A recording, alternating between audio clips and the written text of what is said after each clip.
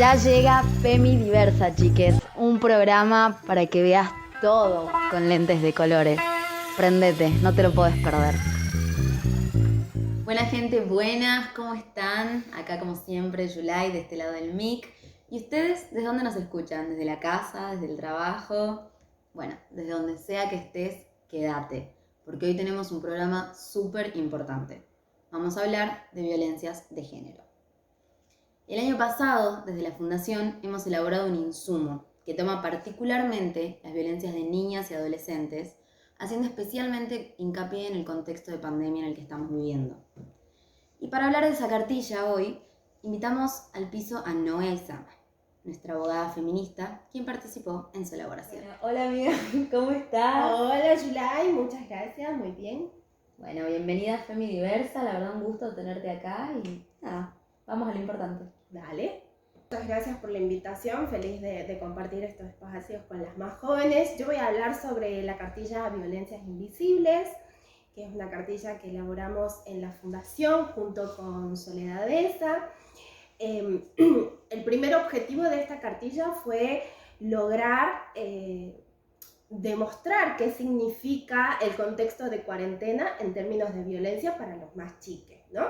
Sabemos que el contexto de encierro, lo que implica quedarse en casa, repercute no solamente, digamos, en el plano socioeconómico de la familia, sino también en cuestiones un poco más sensibles que atañen a la problemática de género, que son precisamente las violencias dentro del hogar en sus diferentes tipos y modalidades. Por eso también, a raíz de esta circunstancia, la Comisión Interamericana de Derechos Humanos en abril del año pasado alarmó la situación que están atravesando los hogares en términos de violencia doméstica, por lo cual elaboró una serie de recomendaciones que yo voy a mencionar 2 o 3 sencillitamente. Principalmente que los estados se puedan comprometer y fortalecer los mecanismos de género para poder contener las violencias en contexto de cuarentena. También fortalecer, digamos, los equipos interdisciplinarios para poder responder a las demandas por violencias en los hogares y sobre todo prestarle especial atención a los niños, niñas y adolescentes porque son, digamos, el sector más vulnerable en este sentido al no poder concurrir a otros espacios donde pudieran manifestar situaciones que pudieran presentarse dentro del hogar. Claro. Para ello la cartilla aborda en términos generales 3 o 4 ejes que me parecen fundamentales poder mencionar. Primero, que es violencia, ¿no? El concepto que nos da la ley 26485 de protección integral hacia las mujeres. También desarrolla cuáles son los tipos y modalidades que contempla la norma con la actualización del 2019 que incorpora el acoso callejero a través de la violencia en los espacios públicos y la violencia política. Pero una de las cosas que hacemos también hincapié en este sentido es qué pasó en contexto de cuarentena con los femicidios. Porque la violencia machista no hizo cuarentena. Eso claro, totalmente. Lo sabemos. Entonces, en una estadística que hizo el observatorio, ahora que sí nos ven, relevaron que entre el 20 de marzo al 20 de noviembre del año pasado vieron 184 femicidios, donde el 72% fueron dentro de los hogares. Increíble. Y el 63% fue llevado a cabo por parejas o exparejas, donde hubieron aproximadamente 200 chicos que se quedaron sin sus madres, que eran las personas cuales las cuidaban, las protegían. O sea, no es solamente, digamos, una cuestión que pasó por menor, sino que la cuarentena, claramente, las políticas públicas, mejor dicho, no pudieron contener la situación de violencia que es tan discutida, ¿no? Y tomada en consideración en lo que atañe no solamente a las mujeres, sino también al colectivo de diversidad. Pero otra de las cosas que también abordamos desde esta cartilla y que ya lo van a elaborar de manera en mayor profundidad son el tema que pasó con la salud sexual y reproductiva de las mujeres y sobre todo de niñas y adolescentes, ¿no? abordamos un poco lo que es la ILE y el embarazo adolescente, la importancia, ¿no?, de seguir trabajando en políticas públicas que tengan que ver la salud sexual para poder contener el tema de los abusos sexuales, el falso SAP, que también ya lo van a abordar otros especialistas, pero que en la cartilla también lo tocamos, ¿no? Y una de las cosas con las que finalmente hacemos hincapié, y que es todo un capítulo aparte, es el tema del acceso a la justicia. ¿Qué pasa con el acceso a la justicia cuando estamos en época de confinamiento, ¿no? Y sobre todo en la población que son los niños y adolescentes. Por un lado se lo llamó a los estados de innovar. Los mecanismos de género no pueden ser solamente las oficinas con la atención en la puerta, ¿no?, con la presencialidad. Entonces se les pidió que los equipos interdisciplinarios, que también había que reforzar porque había que hacer una guardia y contemplar las consultas y casos de urgencia en términos de violencia, poder reforzar los equipos interdisciplinarios y diversificar los mecanismos de género para la atención a estas violencias. Que se adapten a este contexto. Exactamente. Y por eso conocimos las líneas telefónicas 24 horas, los correos electrónicos para poder enviar consultas o realizar denuncias, algunas oficinas, por ejemplo la Oficina de Violencia Doméstica de Tucumán puso a la persona que no contara con un teléfono particular, pudiera ir hasta la puerta de Poder Judicial y utilizar el teléfono que estaba a disponibilidad desde la guardia para poder hacer la denuncia. O sea, una serie de mecanismos o herramientas para poder paliar la situación y contemplar la situación de cuarentena y no dejar de lado los casos de violencia. No, totalmente. Pero haciendo hincapié o puntualizando en términos de niñez y adolescentes es qué hacemos con los más chiques. Entonces, una de las recomendaciones que se hace desde Nación, primero asegurar que los niños y adolescentes son sujetos de derecho, ¿no? Ya no existe el concepto viejo que eran objetos de protección, que había un Estado que debía protegerlo y promover sus derechos. No.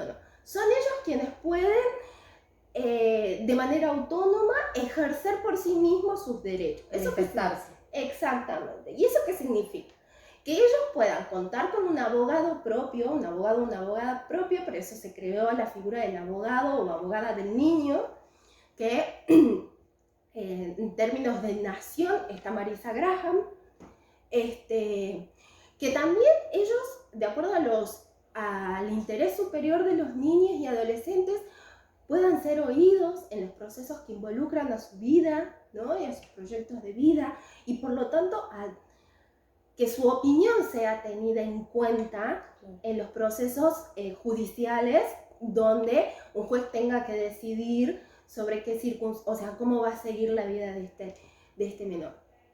O sea, una serie de recomendaciones específicamente al área de los más chicos, de las más chicas, para poder contemplar y tomar en consideración el tema de cómo los afecta a ellos esta situación de pandemia. Sobre todo porque en un sondeo telefónico que se logró hacer desde UNICEF durante cuarentena, se logró detectar que muchos chicos sufrieron procesos de angustia y depresión durante la cuarentena, porque no podían comunicarse con sus amigos o amigas, porque no podían asistir a los espacios de recreación. O sea, pensar que la salud mental de los chicos también ha sido fuertemente afectada porque los espacios de socialización no los estaban pudiendo ocupar y no había personas que pudieran contener, sino que significó una doble jornada, triple jornada para los padres, las madres,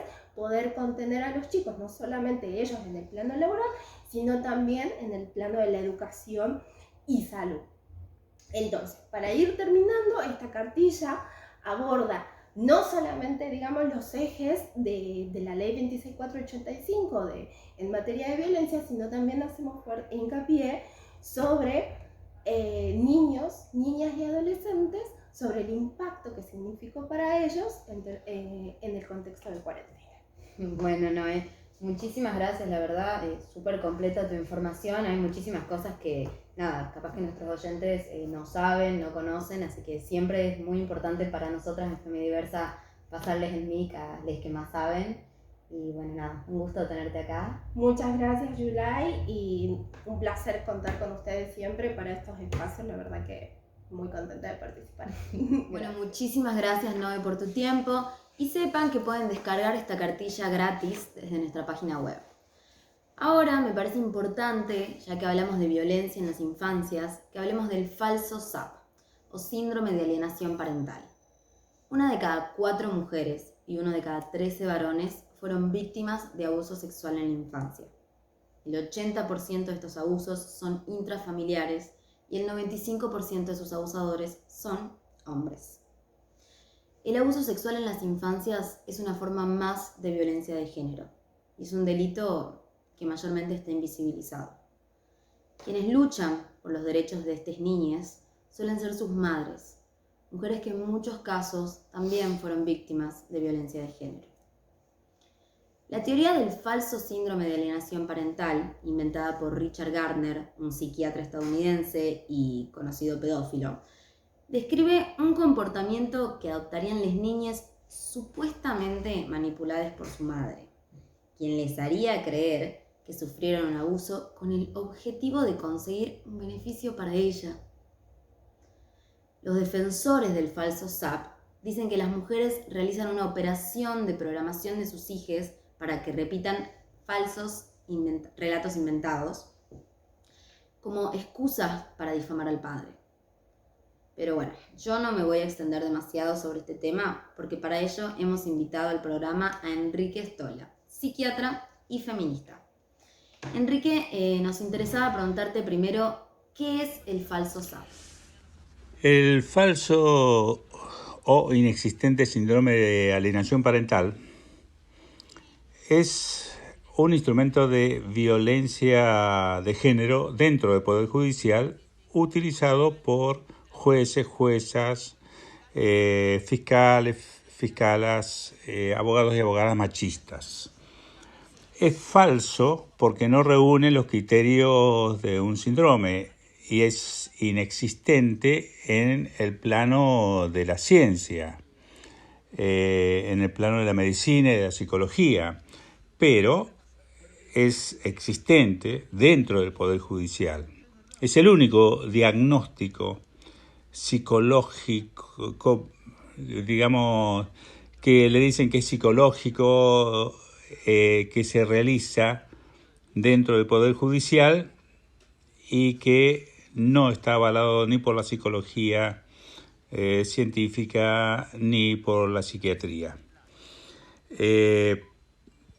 Este instrumento, esta construcción ideológica fue desarrollada por un psiquiatra pedófilo, Gardner, en Estados Unidos, y publicada en el 83, pero tenemos que tener en claro qué pasó antes. En la década del 60, las feministas norteamericanas hicieron visible que el lugar más peligroso para las mujeres era su propia casa, porque allí eran golpeadas, abusadas, violadas, e hicieron visible algo muy importante y que impacta todavía en las masculinidades y todavía se oculta, aunque es una práctica sexual muy frecuente, y es que ese buen macho de familia abusaba, agredía sexualmente a su hijo, a su hija,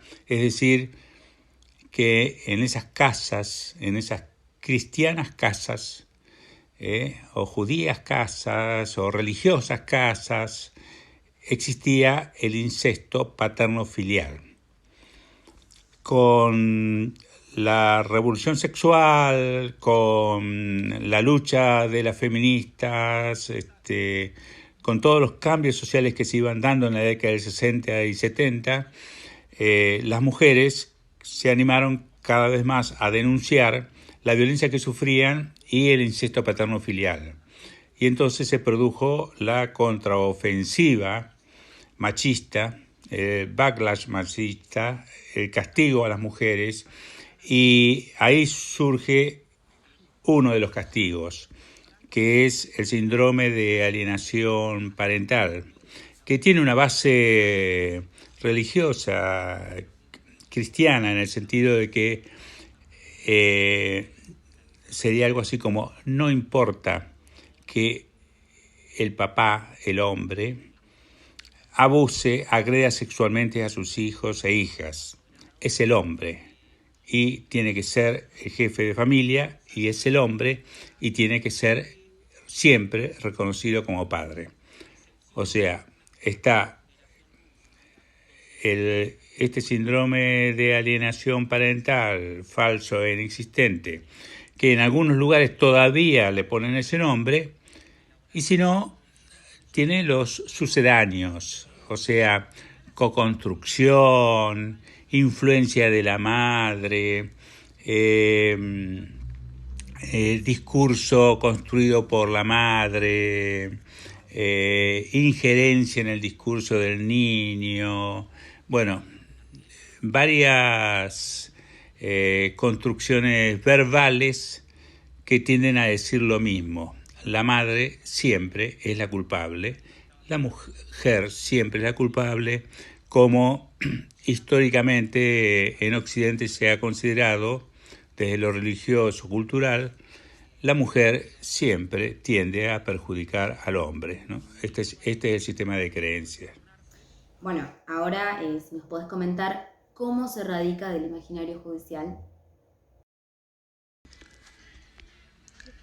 ¿Cómo erradicar del Poder Judicial un instrumento de violencia de género? Bien, en parte hay una ley, que es la ley Micaela, que implica la formación y capacitación. Esto puede ayudar fuertemente a que las personas honestas, de buena fe, que existen dentro del Poder Judicial, se capaciten, entiendan de qué se trata y no lo usen, no lo avalen o tomen actitudes activas cuando vean que esto aparece. Pero es bastante difícil porque el Poder Judicial es un poder sexista. Es sexista, garantiza la dominación de clase y la dominación racial de la etnia blanca. O sea, el Poder Judicial, en lo que es su práctica hegemónica, garantiza la dominación masculina. Hay resquebrajamiento por personas que trabajan muy bien y se ajustan a derecho, son sensibles, y hay sectores que tienen buena formación en perspectiva de género, pero son la minoría, no son quienes le imprimen la dinámica al Poder Judicial. Y el Poder Judicial, para las madres protectoras, para las mujeres madres que denuncian el abuso sexual de sus hijos e hijas, el incesto paterno-filial, es una trituradora de carne. Sabemos todas las dificultades que tienen las mujeres en el acceso a la justicia. Así que súmenle a esas dificultades la conducta activa de disciplinamiento de sus cuerpos por parte del Poder Judicial. Entonces necesitamos que las organizaciones feministas tomen un rol muy fuerte, porque no todo el feminismo todavía tiene conciencia de que este es un instrumento sumamente eficaz. El SAP es un instrumento sumamente eficaz dentro del Poder Judicial al servicio del sostenimiento de la dominación masculina, del machismo, de las instituciones religiosas. O sea, necesitamos que, digamos, los instrumentos para poder denunciar y sacar del Poder Judicial a esos jueces, juezas o fiscalas que usen esta violencia contra las mujeres. Lo vamos a lograr. Logramos lograr a pesar de que el sexismo buscará otras vías de perjudicarlas, pero tenemos que lograrlo a corto plazo, eliminar el SAP del sistema judicial argentino. Bueno, Enrique, la verdad, súper valioso lo que nos decís y es para tener en cuenta. Y si hay jueces o juezas que nos estén escuchando, por favor, no reproduzcan estas conductas patriarcales. En este mismo orden, cuando hablamos de violencias en las infancias, no podemos dejar de hablar de los embarazos involuntarios en niñas y adolescentes. Durante el 2017, en la provincia hubo 4.231 embarazos de niñas entre 15 y 19 años. De los 137 partos de niñas menores de 15 años, la mayoría son embarazos infantiles forzados, como consecuencia de situaciones de abuso sexual y violencia que afectan gravemente la integridad psíquica y física de las menores. Para hablar de este tema, invitamos a Valeria Isla. Ella es directora del Programa de Salud Sexual de la Nación. Bueno, hola Valeria, ¿cómo estás? La primera pregunta que queremos hacerte es ¿por qué el acceso a la salud sexual y reproductiva es un servicio esencial? La salud sexual y reproductiva es un servicio esencial y sensible al tiempo, por eso es importante que las personas con capacidad de gestar y las mujeres y adolescentes puedan acceder aún en contextos de pandemia y fundamentalmente en contextos de pandemia a métodos anticonceptivos modernos y efectivos y especialmente los de larga duración como el DIU y los implantes subdérmicos o también trimestrales y también a la interrupción del embarazo, a la IVE o a la ILE. Una estrategia muy recomendada es el uso preventivo también y anticipado, la disponibilidad anticipada de la anticoncepción hormonal de emergencia, la AE, junto con el preservativo. Muchas gracias por tu respuesta. Ahora, si nos podés contar cómo responde el Estado para disminuir el embarazo no intencional en la adolescencia.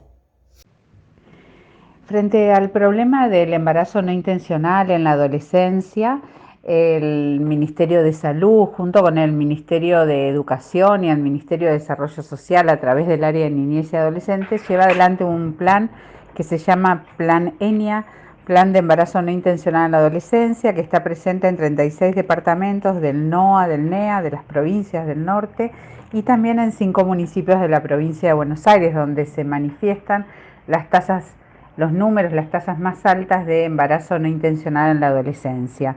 ¿Cómo se interviene?